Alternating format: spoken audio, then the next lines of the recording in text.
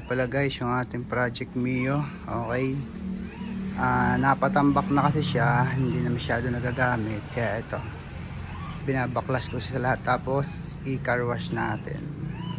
Ayan,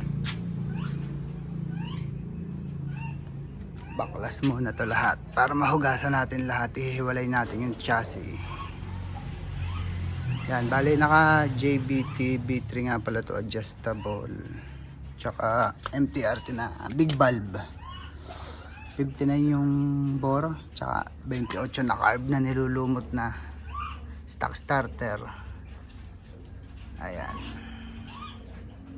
linisin natin to lahat bago natin ulit buuin, kasi kawawa naman, napapatambak lang. Ito siya, CDI ay Nibi. Baklasin natin to lahat.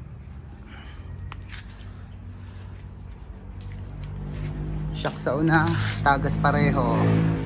Ayan,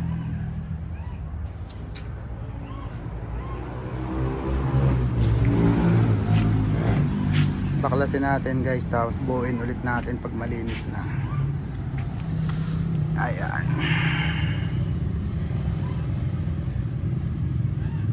ito nga pala guys, 2016 model Mio Sportive, brand new ko to nabili.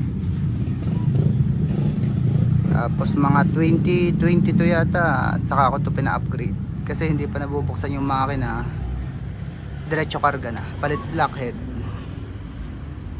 Ayan, kasi nag-loosecom na rin to. Ayan, yung odo niya tumigil na sa 9, tagal na to eh, 93.5. Tigil na siya dyan, ilang taon na, since nung nakargahan tigil na yan. Quick throttle uma. Ayan, kita nyo naman, nilulumot na, pati mga inaamag na pala. Ito, restore natin to, pang low budget lang guys, kasi wala tayong pamparepaint ng chassis. Hugas na lang muna siguro. Nilulumot na ang carb. Ayan. May amag na. Linisin natin lahat. Sayang naman kasi papatambak lang.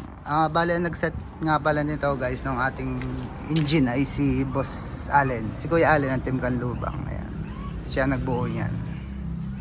Shout out sa iyo Kuya Allen. Sige, unti-untiin lang natin, kumbaga kada araw pag may libreng oras. So guys, sa paghiwalay na natin ang ating Mio Sporty, ayan, tuloy ulit natin bukas, medyo naulan na. Hiniwalay na natin sa chassis para malinis lahat. Yan, babalik natin to sa malinis, hindi sa bago, kasi puro kalawang. Dapat tayong budget pambili pintura, pero sana bago mabuo magkamera tayo para parang bago ulit. Yan, chassis, ito yung kanya engine.